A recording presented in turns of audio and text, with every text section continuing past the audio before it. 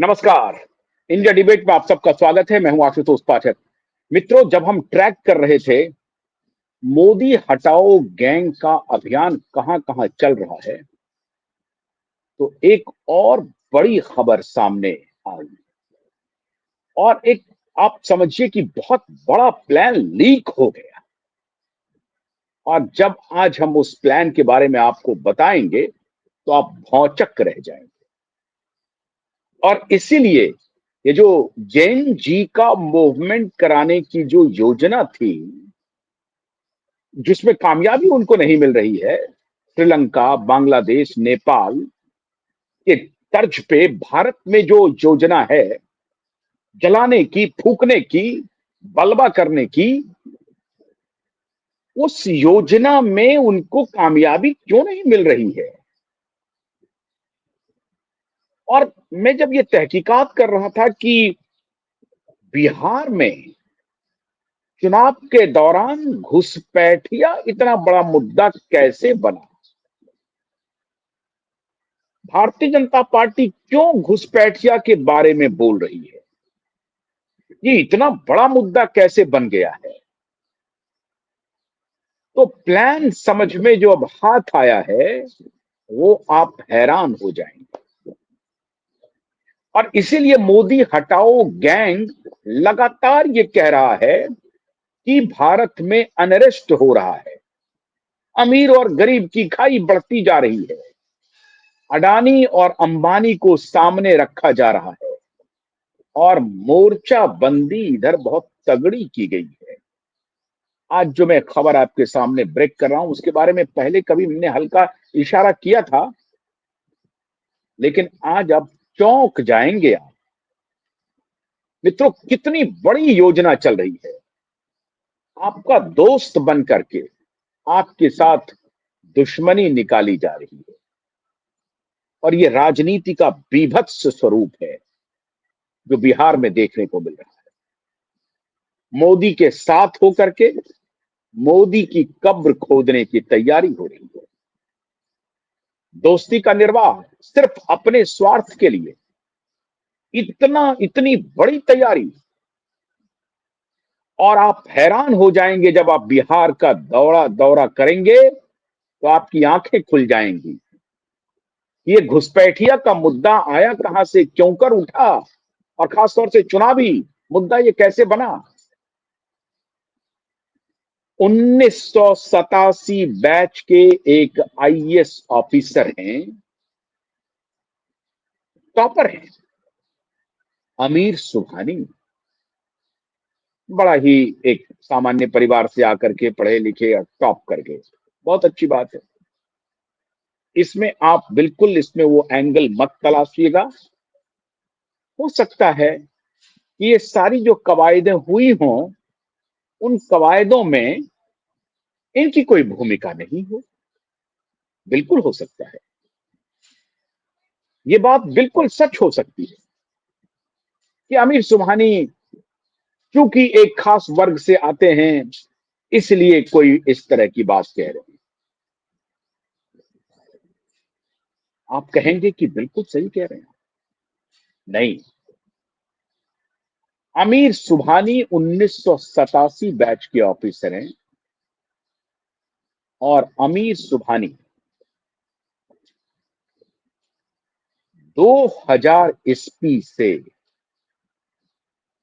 जब तक ये रिटायर हुए और आज भी शासन में है, भारी विरोध के बाद भी शासन में है। जब राबड़ी मुख्यमंत्री थी, राबड़ी देवी, लालू यादव की पत्नी, तो ये सेंट्रल प्रतिनियुक्ति पर दिल्ली प्रस्थान कर गए थे।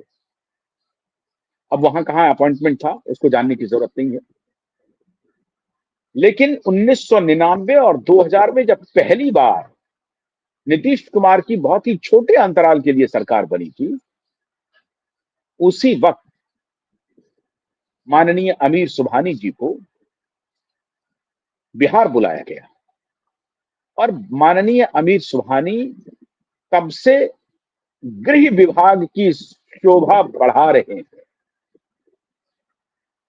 15 साल तक अमीर सुबहानी, और मुझे लगता है कि अगर आप थोड़ा और शोध करेंगे तो शायद ही आपको देश में कोई ऑफिसर एक ही विभाग में इतने लंबे समय तक सचिव के पद पर तैनात हो, कहीं नहीं मिलेगा,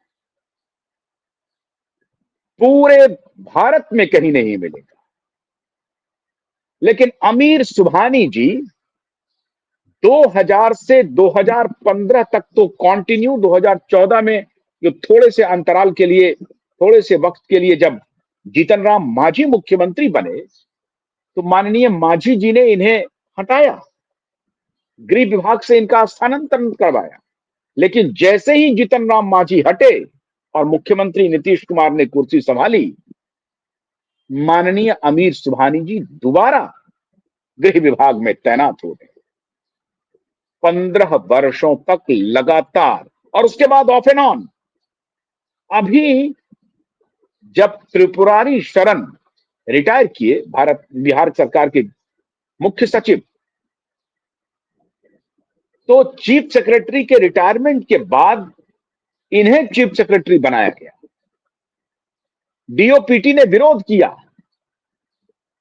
इनकी जो सहयोगी अलायंस पार्टी थी भारतीय जनता पार्टी, उन्होंने विरोध किया कि आप इनको चीफ सेक्रेटरी मत एलिवेट कीजिए, किसी और को बनाइए।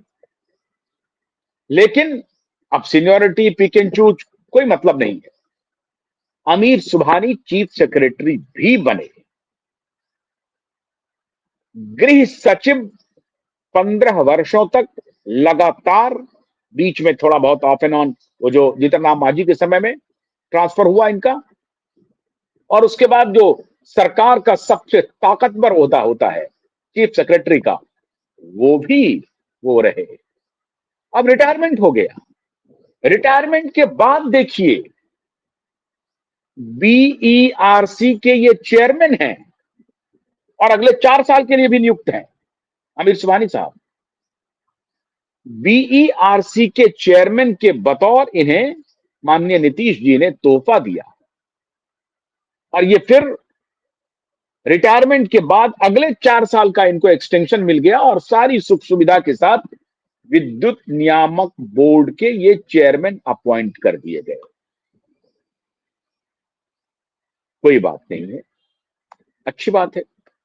माननीय अमीर सुबहानी जी सरकार के सबसे ताकतवर विभाग होम मिनिस्ट्री में सेक्रेटरी रहे 15 वर्षों तक, उसके बाद चीफ सेक्रेटरी रहे, रिटायरमेंट के बाद ये बीईआरसी के चेयरमैन बन गए। अब 2020 के चुनाव में तो नहीं, उसके पहले के चुनाव में याद कीजिए, 2015 का चुनाव जब नीतीश और लालू साथ आ गए थे, गांधी मैदान में रैली थी, नरेंद्र मोदी के ऊपर उस रैली में नरेंद्र मोदी निशाने पर थे, हमला हुआ, बम फूटे, 5-7 लोगों की जानें गई। आज तक एक भी पुलिस इंस्पेक्टर उसमें सस्पेंड नहीं हुआ। ये है आमिर सुबहानी। नरेंद्र मोदी हटाओ गैंग की जो साजिश है मित्रों, उसकी आप कल्पना नहीं कर सकते हैं। और खास तौर से आज जो मैं आपको डेटा दे रहा हूं ना, आप हैरान हो जाएंगे। खास तौर से भारत का उत्तर पूर्व का राज्य, अभी बिहार, झारखंड, पश्चिम बंगाल का मैं विशेष जिक्र करने वाला हूं। इस वीडियो को ध्यान से देखिए, और मैं आपसे आज फिर आग्रह कर रहा हूं कि आज जो मैं खुलासे करने जा रहा हूं उसको आपको शेयर करना है, अधिक से अधिक लोगों तक पहुंचाना है। नरेंद्र मोदी की सभा में बम फोड़े गए, लोगों की मौतें हुई, इंक्वायरी की कोई जरूरत नहीं पड़ी। आज तक एक कांस्टेबल भी नहीं, एक इंस्पेक्टर भी नहीं, ASP, DSP, SDPO, SP, IG, DIG की तो बात छोड़ दीजिए, कोई सस्पेंशन नहीं, कोई सस्पेंशन नहीं हुआ। और नरेंद्र मोदी उस बॉम्ब ब्लास्ट के बाद भी भाषण करते रहे, भाषण करते रहे। अगर उस वक्त रक्षा मंत्री भी वहां मौजूद थे, अगर थोड़ी सी भी ये कुछ कहे होते तो भगदड़ मच सकती थी, पटना की शहरों में सड़कों पर कोहराम मच सकता था। लाखों की संख्या में भारतीय जनता पार्टी के शुभचिंतक, कार्यकर्ता, जो भी कह लीजिए आप, प्रधानमंत्री को देखने के लिए पहुंचे थे, सुनने के लिए पहुंचे थे। और अगर छोटा सा भी कॉल दे दिए होते तो पटना की सड़कें खून की नदियों में तब्दील हो जाती। योजना यही थी कि पटना में बलवा कर दो, माहौल खराब करो। लेकिन प्रधानमंत्री ने संयम से काम लिया, प्रधानमंत्री वापस गए। रक्षा मंत्री स्वयं संयम बरतने की अपील कर रहे थे। देश भर के भारतीय जनता पार्टी के बड़े से बड़े नेता अपने कार्यकर्ताओं को समझा रहे थे, संयम बरतने की अपील कर रहे थे। कोई सस्पेंड नहीं हुआ। अब ये 15 वर्षों तक तो लगातार गृह सचिव रहे और उसके बाद बहुत ही इन्फ्लुएंसर ऑफिसर रहे। मतलब नीतीश कुमार के नाक के बाल रहे अमीर सुबहानी। और उसके बाद क्या हुआ, जरा सुनिए। अब ये सेंसस तो उस तरह से होता नहीं है, लेकिन जो आंकड़े यहां मौजूद हैं उसी आंकड़े के हिसाब से मैं आपको बताता हूं। 2001 से 2011 के हिसाब से मुस्लिम आबादी का जो ग्रोथ रेट है वो लगभग 34% का है और हिंदू आबादी का ग्रोथ रेट जो है वो 23% का है। 12% का डिफरेंस है। इसी पिछले 20 वर्षों का मैं हिस्ट्री आपको बता रहा हूं। भूल जाइए 2005 के बाद से 2001-20 से लेकर के आज तक। और ये बात भारतीय जनता पार्टी को खास तौर से समझनी चाहिए कि इस दौरान आप सरकार में हिस्सेदार वाली पार्टी, हिस्सेदारी है आपकी, आपके नाक के नीचे क्या हो रहा है आपको पता नहीं है।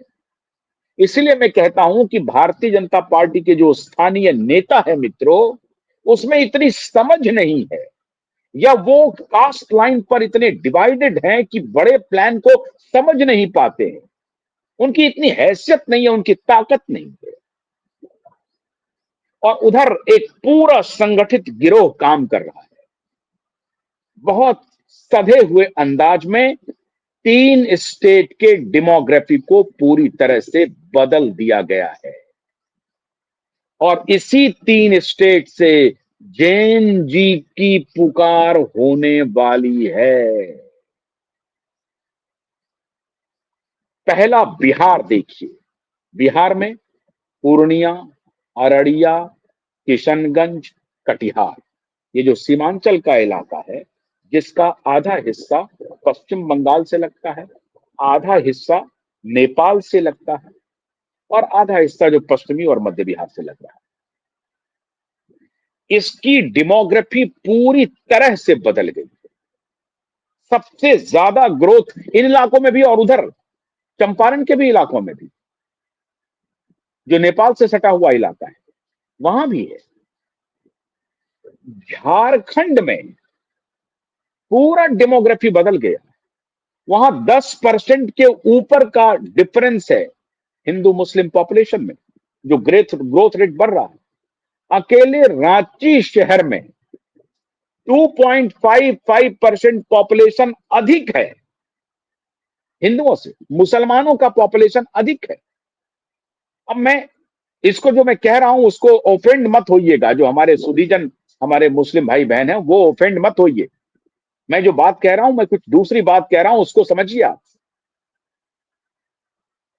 तो रांची शहर में अकेले डेमोग्राफी बदल गया। 3-4 शहर का मैं जिक्र कर रहा हूं अभी, पश्चिम बंगाल का, और जो आपको याद होगा, शर्जिल इमाम का चिकन नेक शब्द आपने सुना होगा। चिकन नेक, मुर्गी के गले के जैसा आकृति वाला एक इलाका है, उसको सिलीगुड़ी कॉरिडोर कहते हैं। सिलीगुड़ी से आधा रास्ता बंगाल पहुंचता है, सिलीगुड़ी से नेपाल पहुंचता है, और उधर बांग्लादेश तक उसकी पहुंच होती है। बहुत ही सकड़ा रास्ता है, लगभग 65-70 किलोमीटर का एक मार्ग है, जिसको सिलीगुड़ी कॉरिडोर कहते हैं।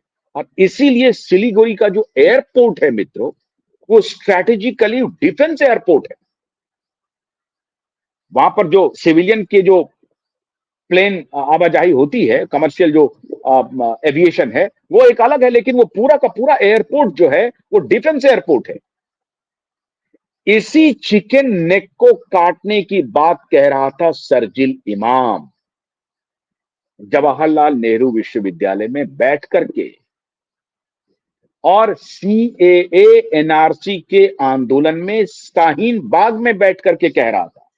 ये माननीय शर्जिल इमाम जी, ये शर्जिल इमाम जी गया के रहने वाले हैं, आईआईटी मुंबई से किया, आपको मालूम है। उसके बाद ये हिस्ट्री पढ़ने के लिए पहुंच गए जेएनयू, जहां ये ब्रेन वॉश हो गए, और उसके बाद ये बात करने लगे कि ये जो चिकन नेक है इसको काट देना है।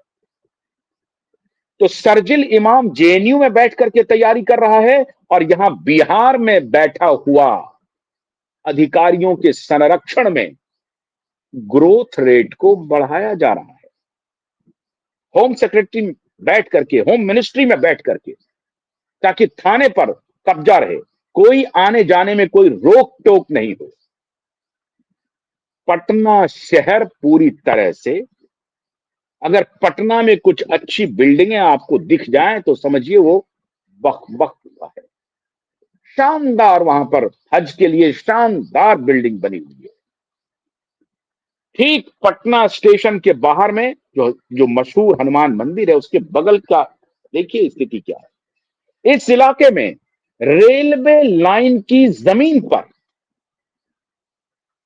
ये जो सिलीगुड़ी कॉरिडोर देख रहे हैं ना, पूर्वी बिहार में भागलपुर ऑनवर्ड्स, जो भागलपुर जिला है उसको ऑनवर्ड्स आप चले जाइए कटिहार होते हुए पश्चिम बंगाल तक, रेलवे की जमीन पूरी तरह से एक प्रकार से इनक्रोच होती जा रही है, और उसमें बहुत ही सटल तरीके से, बहुत ही होशियारी के साथ एक आबादी को बसाया जा रहा है। और वो आबादी बस गया है, छा गया। अब उसके पास सारे अधिकृत कागजात हैं।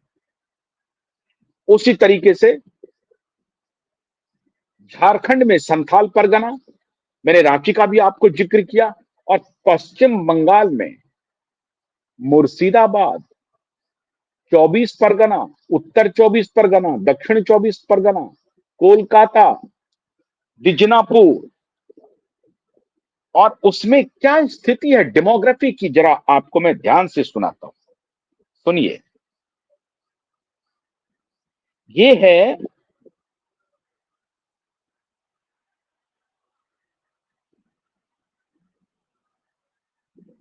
हाँ, दक्षिण 24 परगना में जो 1951 में मुस्लिम आबादी थी 20%, 2011 आते आते 35% हो गई। 15% की छलांग है दक्षिण 24 परगना में। बीरभूम जिला है, 1951 में मुसलमान थे 22%, हिंदू थे 77%, 2011 में मुस्लिम आबादी हो गई 37%, और हिंदू घटकर 62%। ये है, ये कहानी है बीरभूम की। अब उत्तर 24 परगना, दक्षिण 24 परगना तो मैंने दिखाया, उत्तर 24 परगना, 1951 में मुस्लिम आबादी थी 19%, हिंदू थे 80%, लेकिन 2011 तक मुसलमान हो गए 25.82%, और हिंदू 73.46%। घटता ही जा रहा है हिंदू आबादी। अब दक्षिण 24 परगना में मैंने बताया 15%, बीरभूम में ये, मुर्शिदाबाद 1951 में यहां मुसलमान थे 55%, हिंदू 45%, 2011 आते आते मुसलमान 66% हो गए, हिंदू घटकर 33% रह गया। यह है मुर्शिदाबाद का।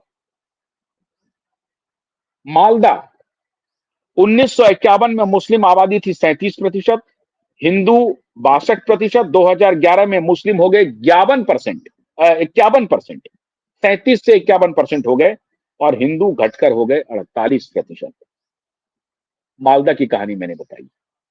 उत्तर दिनाजपुर 1951 में मुसलमान थे 39%, हिंदू थे 60%, 2011 में मुस्लिम आबादी हो गई 49%, 10% का इजाफा है और लगातार हिंदू आबादी घटती ही जा रही है। ये जो 5 डिस्ट्रिक्ट हमने आपको बताए हैं, उत्तर दिनाजपुर, मालदा, मुर्शिदाबाद, बीरभूम, दक्षिण 24 परगना, उत्तर 24 परगना, ये हैं बंगाल के वो शहर जो पूरी तरह से कन्वर्ट हो चुका है ऑलमोस्ट।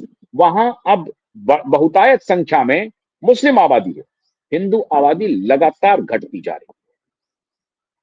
बंगाल, झारखंड, बिहार, इसकी पूरी डेमोग्राफी बदल दी गई है।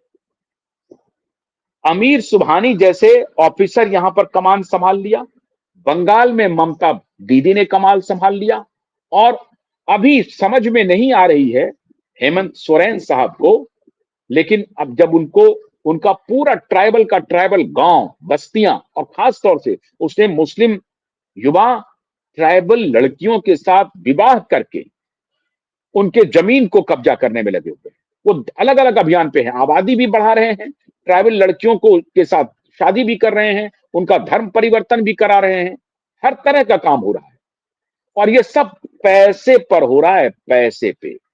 आप पूर्वी बिहार में पटना से जब आप निकलेंगे, भागलपुर से जैसे ही आप क्रॉस करेंगे साहबगंज होते हुए, आपको मस्जिदों की बाढ़ दिखाई पड़ने लगेगी। पूरा डेमोग्राफी बदल गया है और यहीं पर योजनाबद्ध तरीके से मोदी हटाओ गैंग कॉन्सेंट्रेट कर रहा है।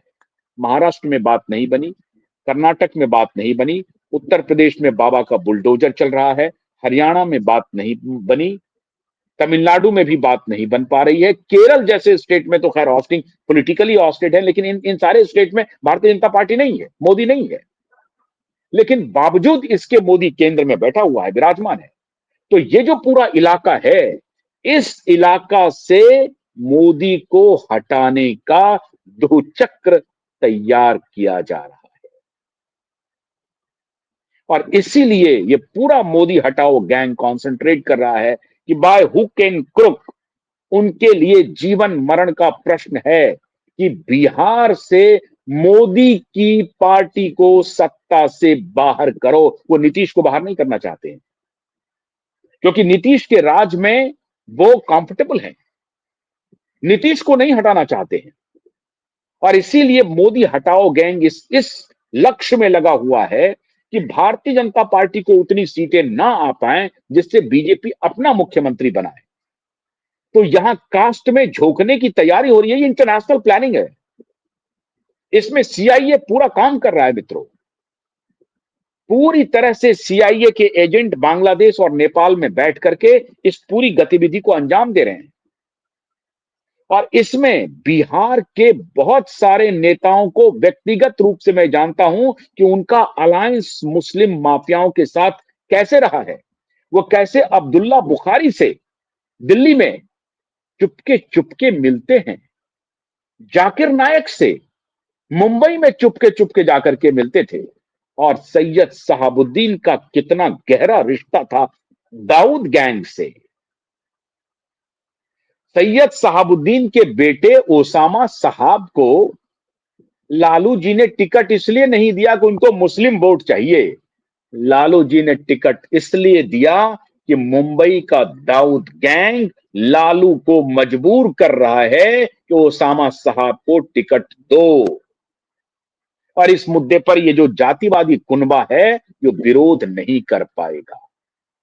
तड़प वहां पर है और जब गृह मंत्री अमित शाह बिहार में कह रहे हैं घुसपैठिया के बारे में, या मोदी जब घुसपैठिया की बात कर रहे हैं तो इस कुनबे को लग रहा है कि लगता है मोदी को हमारा प्लान पता चल गया है, वरना घुसपैठियों को मुद्दा क्यों बना रहे हैं।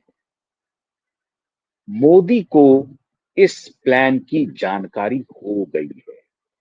ये झारखंड, बिहार, पश्चिम बंगाल, यहां पे कुछ बलबा कराया जा सकता है। खैर, झारखंड में तो शिबू सोरेन आ गए हैं, अब हथियार डाल दिया है इसी चुनाव में। झारखंड में आप देखिएगा कि बिहार चुनाव के बाद कुछ भी हो सकता है। शिबू सोरेन पाला बदल सकते हैं, और शिबू सोरेन को बहुत ही मेटिकुलसली डील कर रहा है भारतीय जनता पार्टी। और उसके निशाने पर शिबू सोरेन नहीं है, उसके निशाने पर है ये जो पूरी गतिविधि चल रही है बिहार, झारखंड और पश्चिम बंगाल में। और ये बिहार की जनता को अभी समझ में नहीं आ रही है। उनको लग रहा है कि ये हिंदू मुसलमान है। ये हिंदू मुसलमान वाली आबादी नहीं है, ये आबादी कुछ और है, जो एजेंडे के तहत लाया जा रहा है, जो अमेरिकी सीआईए की तरफ से प्लांट किया जा रहा है कि इसकी पूरे इलाके की डेमोग्राफी को बदलो।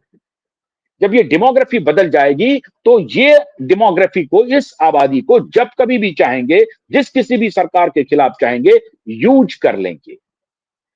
और इसीलिए बांग्लादेश को डीस्टेबलाइज किया गया है, क्योंकि पूर्वी भारत का कुछ इलाका और बांग्लादेश का कुछ इलाका मिला करके अमेरिका की कोशिश है कि एक नया राष्ट्र उसको घोषित करवा दिया जाए। और इसीलिए पूर्वी भारत को, उनकी प्लानिंग अभी 1950 के बाद से तो लगातार है कि वहां की आधी आबादी को क्रिश्चियन में तब्दील कर दो और आधी आबादी को मुस्लिम में तब्दील कर दो।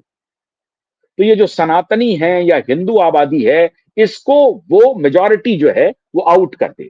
और इसकी प्लानिंग पंडित नेहरू ने बहुत पहले से कर दी थी। पंडित नेहरू को पता नहीं उनको समझ में आ रही थी या नहीं आ रही थी। एक जिसके बारे में आप सभी जानते हैं, बहुत सारे लोग जानते होंगे, कि एक आर्कियोलॉजिस्ट थे, ब्रिटिश आर्कियोलॉजिस्ट। वो इतने घिनौने आर्कियोलॉजिस्ट थे कि 14 बरस की ट्राइबल बच्चियों के साथ विवाह करके अपने ही स्टूडेंट को, उसको छोड़ करके फिर किसी और के साथ शादी करके ये यहां पर रिसर्च कर रहे थे। और उसको हमारे प्रधानमंत्री जी उनको प्रमोट कर रहे थे। उनको पूर्वी उत्तर भारत का सर्वे सर्वा बना दिया था ये ट्राइबल इलाके का। नतीजा ये हुआ, पूरा सेवन सिस्टर्स में से आधी आबादी क्रिश्चियन हो गई। नागालैंड में, मणिपुर में, अरुणाचल प्रदेश में, सिक्किम में, आसाम में, इन सारे प्रदेश में, त्रिपुरा में आधी आबादी क्रिश्चियनिटी में तब्दील हो गई। तो ये पूरा आज से नहीं साजिश चल रही है मित्रों, ये साजिश बहुत गहरी है। लेकिन अभी एक जो साजिश चल रही है कि मोदी को कैसे बाहर निकाला जाए, तो मोदी के लिए उधर बात नहीं बन पा रही है। इस बात को तैयार करो जिसका इशारा सर्जिल इमाम ने सीएए और एनआरसी के आंदोलन के बीच कहा था कि चिकन नेक को काट दो, भारत टुकड़े में बट जाएगा। और इसीलिए वो कह रहा था कि भारत तेरे टुकड़े होंगे इंशाअल्लाह, इंशाअल्लाह। तो ये कहानी थी, भारत तेरे टुकड़े होंगे इंशाअल्लाह, इंशाअल्लाह। ये कांग्रेस पार्टी के कन्हैया कुमार, अल्पज्ञ अज्ञानी, दो कौड़ी का नेता, वो ये चर्चा कर रहा था। वो भी नारे लगा रहा था। मुझे नहीं मालूम वो नारे लगाया या नहीं लगाया, लेकिन अल्पज्ञ तो है ही है, मूर्ख तो है ही है। उसको वो गेम प्लान समझ में आ नहीं रहा था। जवाहरलाल नेहरू विश्वविद्यालय में अगर उनकी एंट्री हो गई, उसके बाद तो उनको पूरा गेम समझ में नहीं आ रहा है। ये सच्चाई सामने में नहीं दिख रही कि 10% का ग्रोथ रेट है, पूरा डेमोग्राफी बदल रहा है। ये भारत के वो मुसलमान नहीं है, वो बाहर से आए हुए मुसलमान हैं। और वो भारत को अपना भारत नहीं बनाएंगे, अपना देश नहीं बनाएंगे। वो एक विशेष एजेंडे से यहां आ रहे हैं। जो आ रहे हैं उनको भी नहीं मालूम है, जो उनको भेज रहे हैं उनको उनको मालूम है। जो आ रहे हैं वो तो, उनको तो कहा जा रहा है कि जाओ वहां पर नौकरी करो, तुम्हारी हम व्यवस्था कर देते हैं, रहने का इंतजाम, खाने का इंतजाम, घर का इंतजाम कर देंगे, जमीन भी दिलवा देंगे। तो उनको तो बेचारे को वो भी पता नहीं होगा कि हम कहां जा रहे हैं। वो तो मुफलिसी में, उनकी मुफलिसी को हथियार बना करके भेजने वाले उनको भारत एक्सपोर्ट कर रहे हैं और उनको रचा बसा रहे हैं, ताकि जब चाहें भारत की, और इसमें कांग्रेस भी उलझेगी। ऐसा नहीं कि खाली मोदी हटाओ चल रहा है।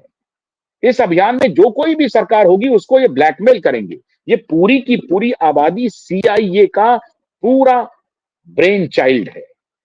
ये हिंदू मुसलमान के नजरिए से इस आबादी को मत देखिए, और उस खुद आबादी को पता नहीं है कि हम कौन हैं। बस उसकी मुफलिसी को एक्सप्लॉइट कर रहा है एक बड़ा स्ट्रैटेजिस्ट, जो प्लान कर रहा है भारत को हमेशा रिलीजन के आधार पर डीस्टेबलाइज करने का। और ये हमारे मुख्यमंत्री को समझ में नहीं आ रहा है। 15 वर्षों तक अमीर सुबहानी होम सेक्रेटरी रहे। अब ये नहीं है कि आमिर सुबहानी ने ये कर दिया, लेकिन आमिर सुबहानी एक इमोशनल छत्र छाया बने। और ये इंडाइटमेंट है कि भाई होम मिनिस्ट्री में इतने वर्षों तक एक व्यक्ति कैसे सेक्रेटरी रह सकता है। भाई एक जिले में कोई SP कितने दिनों तक रहता है, फटाक से 1 साल 2 साल के बाद ट्रांसफर। DM साहब कितने दिन तक रहते हैं, CO कितने दिन तक रहते हैं एक ब्लॉक में, ट्रांसफर हो जाता है उनका। लेकिन ये होम सेक्रेटरी कुंडली मार करके होम सेक्रेटरी में बना रहा, मुलम्मा कुछ और दिया। हो सकता है कि ये नीतीश जी के लिए बोर्ड तैयार कर रहे हैं, मुझे नहीं मालूम, मैं ऐसा कह भी नहीं सकता। लेकिन जो तथ्य है वो आपके सामने है, और इसीलिए घुसपैठिया मुद्दा बन रहा है। और इसीलिए ये प्लान लीक हो गया मित्रों, कि झारखंड, बंगाल, बिहार सबको मिला करके जेएनजी तैयार किया जाए और सड़कों पर मोदी तेरी कब्र खुदेगी इंशाअल्लाह इंशाअल्लाह का नारा तैयार किया जाए। खैर, वो प्लान तो एक्सपोज हो गया। हम जैसे लोग हैं जो इस तरह के प्लान को एक्सपोज कर रहे हैं और आपको सतर्क कर रहे हैं। सतर्क रहिए। इन इलाकों में जो रहने वाली आबादी है उनको, और खासतौर से मुस्लिम आबादी को सतर्क रहना चाहिए कि ये आपका नुकसान करेंगे। ये जो बाहर के मुसलमान यहाँ पर आ रहे हैं, जिसमें से किसी को आप नहीं पहचानते हैं, जो आपके अपने नहीं है, वो बाहर से आ रहे हैं, वो एक विशेष एजेंडे के तहत हैं और वो आपका नुकसान सबसे ज्यादा करेंगे। तो मोदी तक ये जो प्लान है ये पहुंच गया है, और हमारे पास जो ये है जानकारी वो मैंने आपको बता दी है। हम उम्मीद करते हैं कि आपको ये वीडियो पसंद आया होगा। अगर पसंद आया है तो हमारे चैनल को लाइक कीजिए, शेयर कीजिए। जितना आप लाइक करेंगे, जितना सहयोग करेंगे, वो आपका हमारे लिए सहयोग होगा। बहुत बहुत शुक्रिया। नमस्कार।